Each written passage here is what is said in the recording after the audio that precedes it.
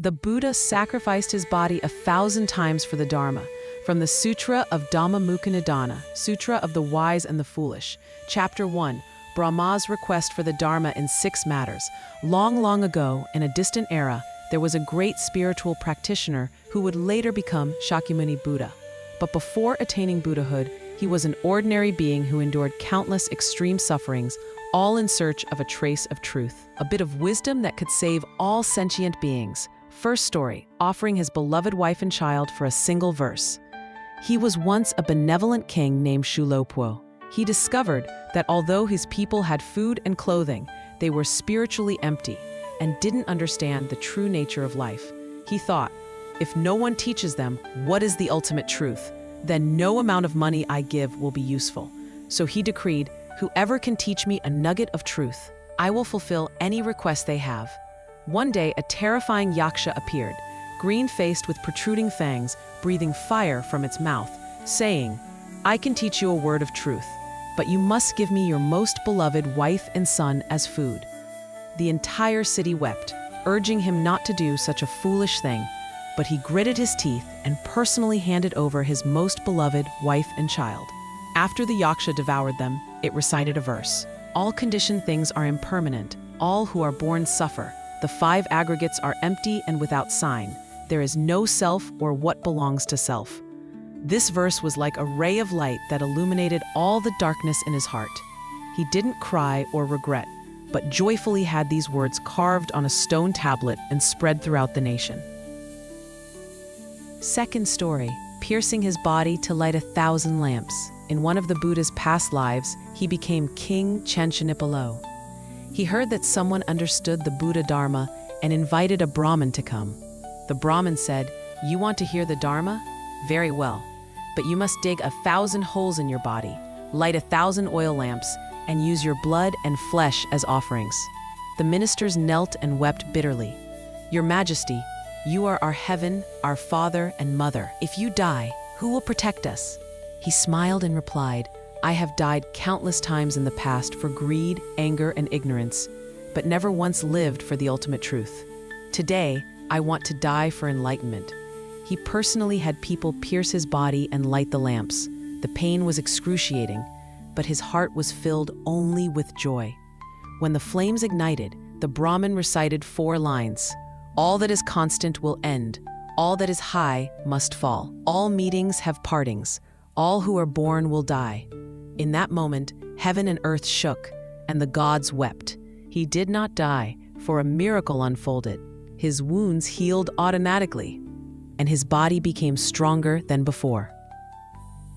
Third story, accepting cruel torture with 1,000 iron nails. The Buddha's previous incarnation was King Pilengyeli. A Brahmin asked him to drive 1,000 iron nails into his body. He agreed. The people cried out, don't sacrifice the whole world for one person. He said, in the past, the bones from my deaths could pile higher than mountains. The blood I've shed exceeds the number of rivers, yet I've never died for the ultimate truth. Today, I'm willing to die for your awakening. Nail after nail was driven in, and blood gushed like springs. He still pleaded, please speak the Dharma first. Otherwise, if I die, I won't be able to hear it. The Brahmin recited, all is impermanent. All who are born suffer. All phenomena are empty and without birth, truly not mine to possess. After speaking, heaven and earth shook again. The god scattered flower petals, and his body miraculously returned to its original state. Fourth story, leaping into a fire pit for a single teaching on bodhisattva practice. In one life, he was Prince Tanmojian. He sought the Dharma unsuccessfully and was nearly in despair. A Brahmin appeared, saying, if you can jump into a fire pit 10 fathoms deep, I will teach you. The king and queen knelt and pleaded mournfully, and the subjects wept collectively. You cannot die. He said, I have been reincarnated countless times, dying for desires, power, and hatred, but never for love. Today, I jump for your liberation. He leaped into the fierce flames. Instantly, the fire pit transformed into a lotus pond, and he sat peacefully on a lotus throne, radiating boundless light.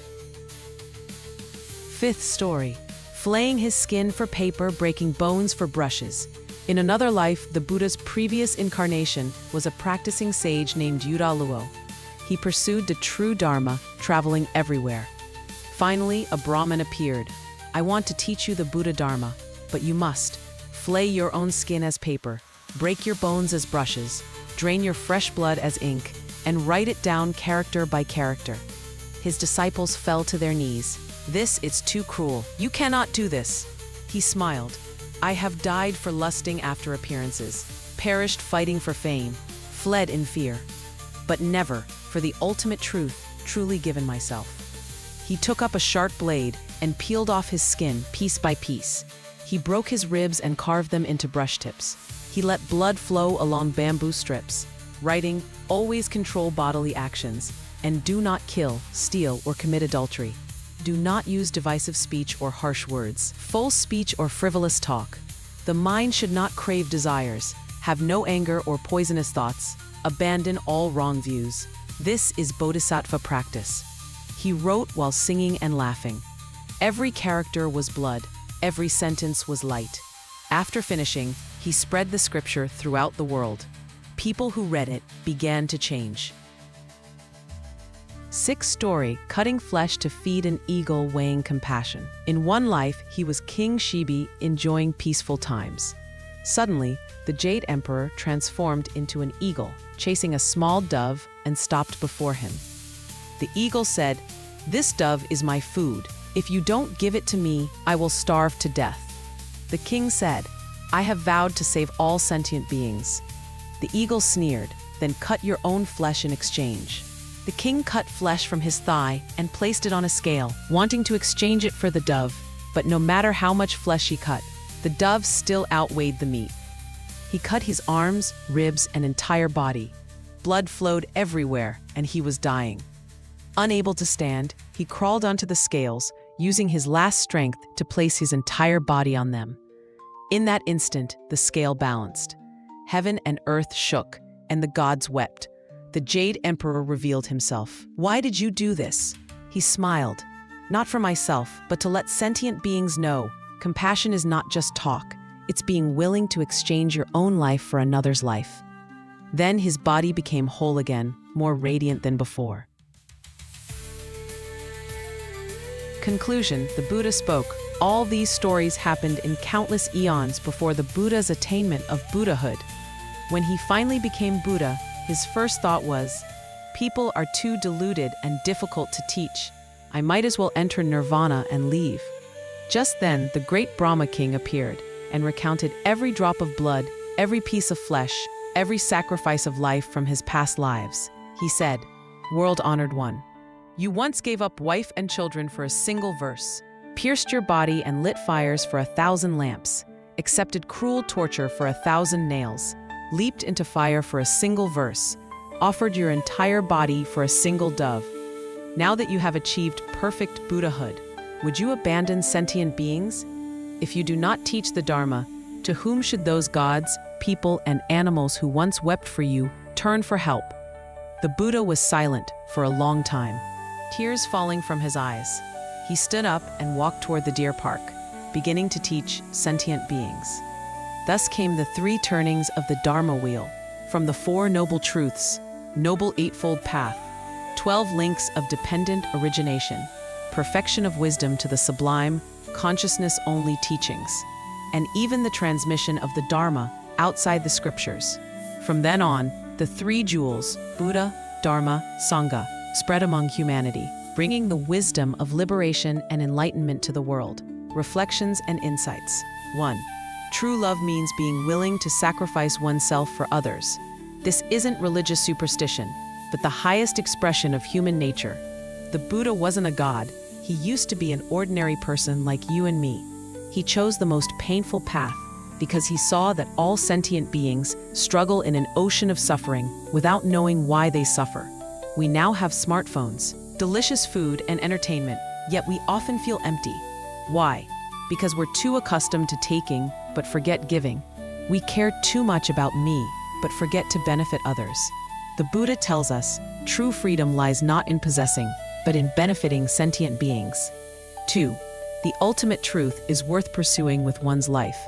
Modern people pursue knowledge but fear hardship. Learning English? Too difficult. Learning spiritual practice? No time. Reading a good book? Too boring. But the Buddha was willing to die 1,000 times for a single verse. We won't sacrifice even half an hour for a little growth?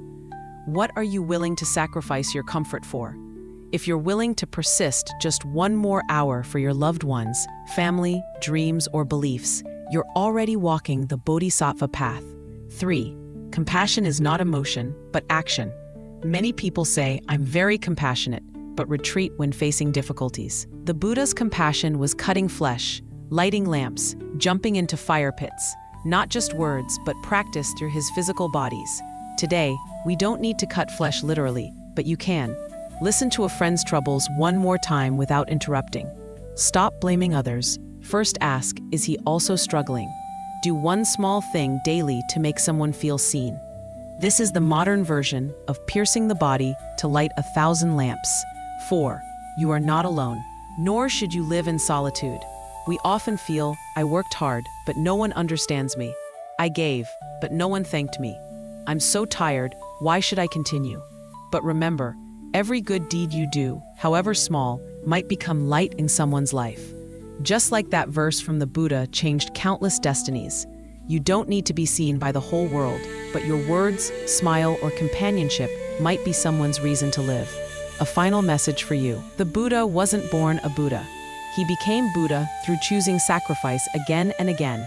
And you too can become light for others in every choice. So next time you feel exhausted and want to give up, remember this story. Think of that king who cut flesh, the prince who jumped into fire, the monarch who lit lamps. They had no superpowers, only an unwavering heart. Because you can too. May you and I both live out a little bodhisattva courage in ordinary life.